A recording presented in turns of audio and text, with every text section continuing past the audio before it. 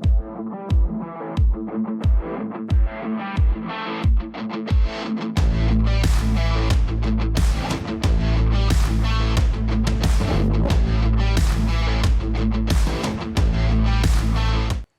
to another edition of Doctor and the Dude. I am Dr. Jim Siebert, and joining me is the Dude, Josh Morgerman. How are you doing, Josh? Doing great, sitting on my porch in Mississippi, just kind of waiting for the action that has not started yet this year. I'm not sure, but I think I can see the humidity. It looks so humid right now. Oh, big time. It is like swamp town right now, big time.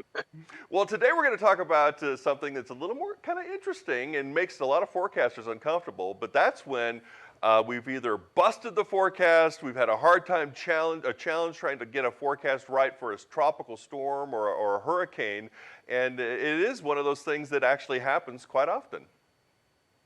Oh yeah, I mean, when you look at hurricane forecasting, I feel like there's two big sort of categories. One is forecasting the track where it's going to go, and the other is forecasting how strong is it going to be. And what's interesting is that the science has really improved a lot in terms of track. It's gotten better and better. Those computer models have really gotten good at pinpointing where this thing's going to go.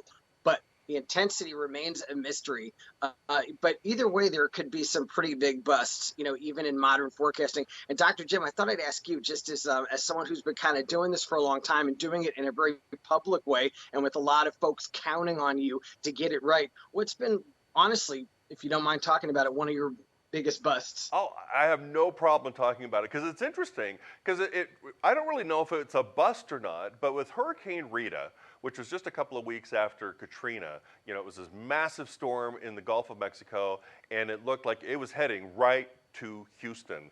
And so we had massive evacuations. More than 1 million people were evacuated. And of course, there's a whole bunch of stories we learned from that about contraflow, meaning all the lanes of the roads were moving only outwards from the city. People did lose their lives, unfortunately, during the situation. Even my own family, I had sent my family off because, well, one, I don't want to worry about them during a storm anyway, but they were caught up in all of that. But when Rita finally made landfall, the track shifted just about 40 miles or so eastward. So Houston, which was expecting a massive hit, was now on the weaker side or the clean side of the storm. And so there was hardly really any major impacts in the Houston area. And so from that standpoint, I would have to say that was my biggest bust, even though it was really only just about a difference of 40 miles, but boy, it made a big difference for a lot of people. Yeah, it's interesting when the track is just a tiny bit off in a populated region, everyone just is all over that. Whereas if it's out in the ocean, no one cares, and it never kind of goes down in history. And because you've had your own situations too, where you've had to deal with, the forecast not actually panning out the way it should. Yeah, for me, it goes either way. The thing is, someone who hunts hurricanes to cover them and deciding which ones to go after, the big thing that continues to really spook me is intensity. It's so mysterious. Why does one hurricane just go nutty and another one never comes together? And one of the best examples, actually, I would say, is Hurricane Michael just a couple of years ago. When that thing formed, there was a lot of shear in the Gulf, and the forecast was actually not very bullish, and the computer models were not liking it too much. And I remember the initial National Hurricane Center forecast was they had it coming ashore as barely a Cat 1. And I remember trying to decide, okay, am I going to go after this thing, or is this going to be a waste of time? It ended up being the fourth strongest hurricane in American history. There's something about intensity, all the variables. It's still not clear why some hurricanes just explode and others don't. So for me, my rule of thumb is just kind of go after everything, because you just never know what's going to happen. And I would say, to turn it around for folks at home, always be prepared, because you don't know what's going to happen.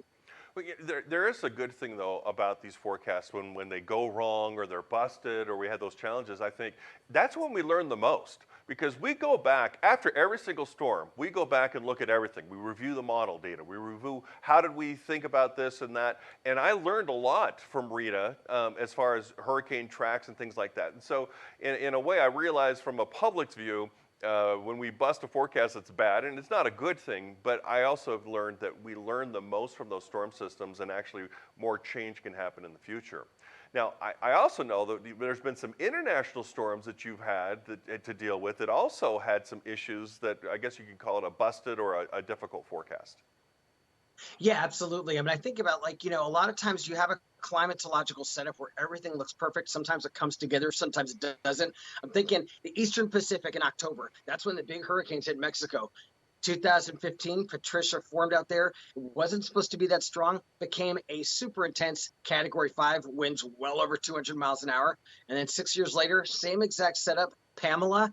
I went after it, expecting it to really just explode, and it barely came ashore as a hurricane. Again, there's just that sort of factor of the unknown with these things. It's sort of what makes kind of hurricanes, their own weird magic. You just never know what's going to happen. Well, and the frustrating thing is that sometimes you just don't know. Some forecasts are easier than others when all the elements seem to be very strong. But for me, the challenge is when there's one or two elements that are not necessarily as strong as the others, and so it's just a hard thing to forecast. Absolutely. And I have to try to, be sort of zen and accepting of the fact that I don't know what's going to happen. And it's very frustrating. I'll tell you, you're a lot more constructive about your bus than I am about mine, because mine put me in a real bad mood. Oh no, no! Don't get me wrong. Yeah, there's a lot of gnashing of teeth, and I'm very upset about it typically. And then, of course, the difference too is that I would get a lot of email, and things about that. Some people letting me know how it impacted them. So, and besides the fact that if my wife is not happy with my forecast, then all bets are off. All bets are Uh-oh. off. Well, we're out of time for this go around, but Josh, I think we learned a lot today, and I hope everybody at home learned that as well. We'll see you next time.